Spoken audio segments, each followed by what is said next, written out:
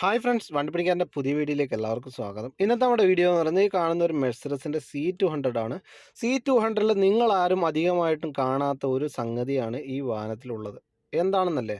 അപ്പോൾ ഈ വാഹനത്തിലെന്ന് പറഞ്ഞു കഴിഞ്ഞാൽ എല്ലാ സസ്പെൻഷനും എയർമാറ്റിക് ആണ്. ഇതിപ്പോൾ കണ്ടല്ലോ, ഫ്രണ്ടിലും എയർമാറ്റിക് ആണ്, അതേമാതിരി തന്നെ റിയറിൽ നോർമൽ ഷോക്കും ഉണ്ട്, അതേമാതിരി തന്നെ എയർമാറ്റിക്കിൻ്റെ ബലൂണും കൂടിയുണ്ട്. ഇത് കണ്ടല്ലോ.